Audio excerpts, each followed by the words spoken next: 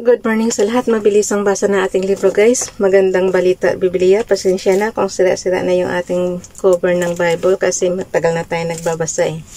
So natural lang yan guys. Pero okay lang yan. Pagtyagaan natin. Total nababasa ko pa naman yung yung pinaka nilalaman nitong Bible. Nandito na tayo sa aklat ng Jeremias. Today is 13 June 2024. Ang ganda nga pala ng pinanood natin kahapon, no? Yung Philippine Independence Day celebration.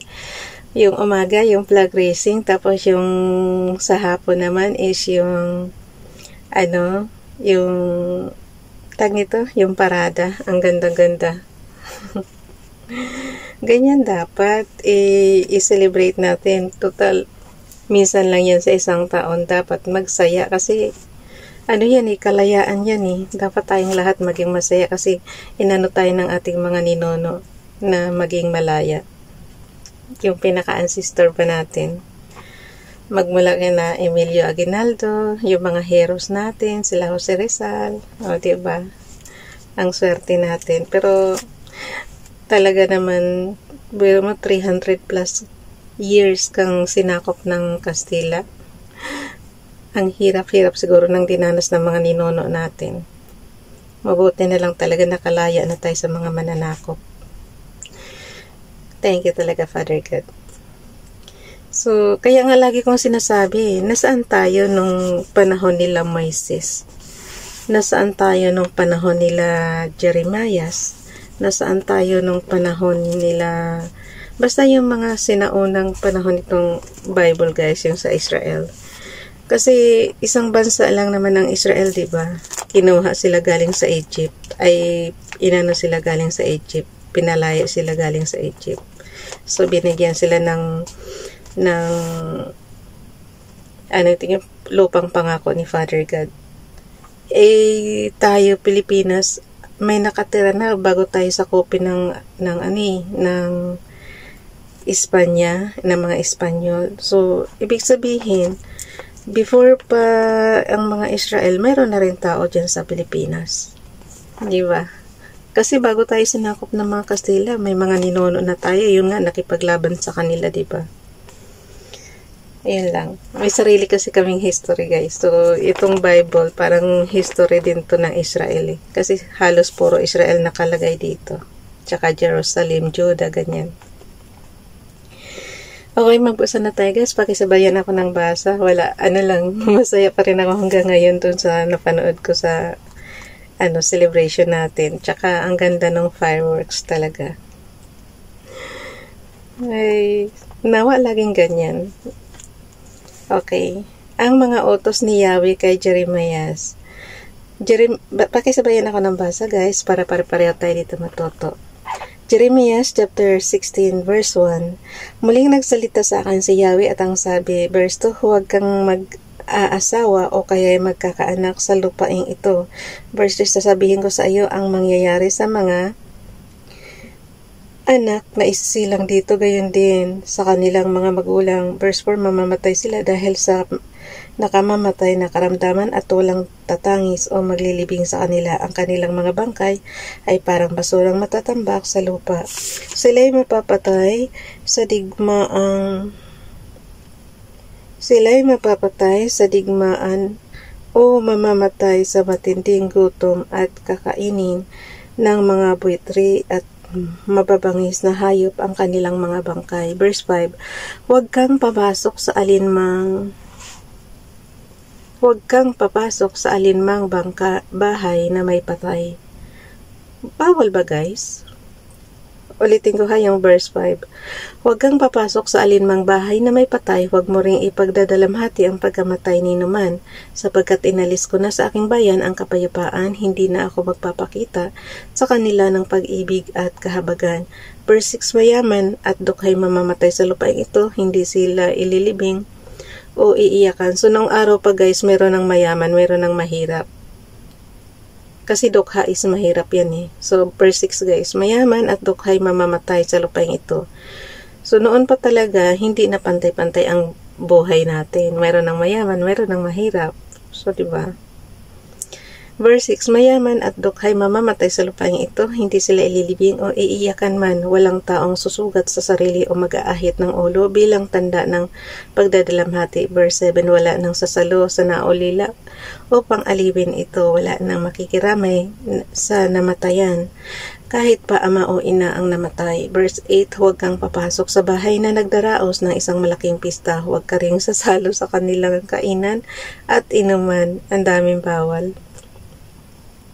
Verse 9, ako si Yahweh.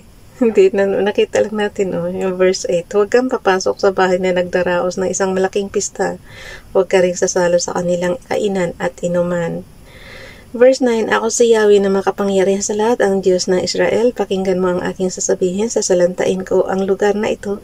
Hindi na maririnig pa ang mga himig ng kagalakan at katuwaan. Hindi na maririnig ang masasayang tinig ng mga ikakasal. Ang kaganapan ng mga bagay na ito'y masasaksihan ng mga narito. Verse 10, at kapag sinabi mo sa kanila ang lahat ng ito, itatanong nila sa iyo kung bakit ko sila pinaparusahan. Ng gayon, itatanong nila kung anong kasalanan ang nagawa nila sa laban sa akin na kanilang Diyos. Verse 11, sabihin mo sa kanila, ganito ang sabi ni Yahweh, ang inyong mga ninuno ay tumalikod sa akin, sumamba at naglingkod sila sa mga Diyos-Diyosan.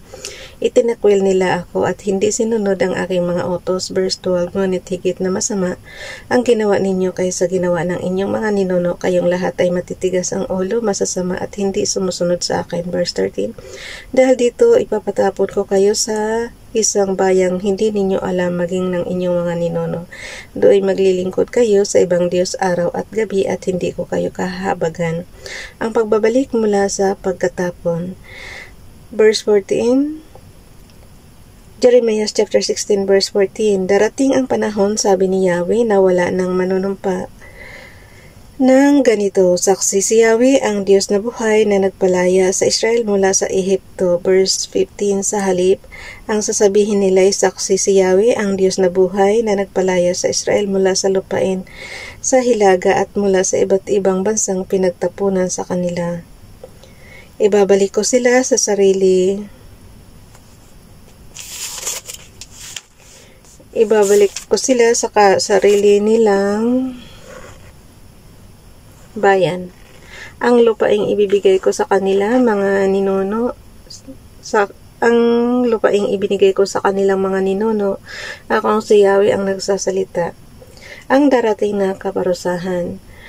Jeremiah chapter 16 verse 16, magpapadala ako ng maraming mangingisda upang hulihin ang mga taong ito na gaya ng isda.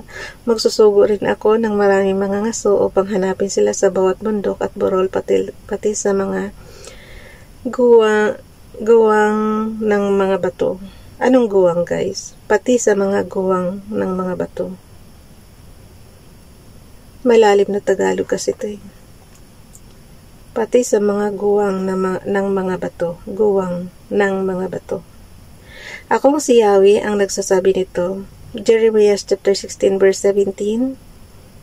Nakikita ko ang lahat ng ginagawa nila, walang anumang maitatago sa akin, hindi mawawala sa aking paningin ang kanilang mga kasalanan. Verse 18, magbabayad sila ng makalawang bisis sa kanilang mga kasalanan at kasamaan sapagkat nilapastangan nila ang aking lupain sa pamamagitan ng pagsamba sa mga Diyos-Diyosan walang buhay at kasuklam-suklam na gawain. Kaya guys, huwag talaga sumamba sa Diyos-Diyosan. Yan ang kinagagalit ni Father God eh. Dapat kasi direct na kayo kay Father God. Yung katulad nito, ang ginagawa natin, hindi natin nakikita si Father God, pero ang lagi natin panalangin diretso sa Kanya. Diba? Parang, alam mo yun, nakikipag-usap ka, pero ini-imagine mo na lang siya na nandiyan siya. Huwag kang sasamba sa mga kahoy-kahoy na revolto. Huwag kang sasamba sa mga, yung nga sinasabi niya, Diyos-Diyosan. Yun talaga pinakaayaw niya. Okay, ang panalangin ng pagtitiwala ni Jeremiah kay Yahweh.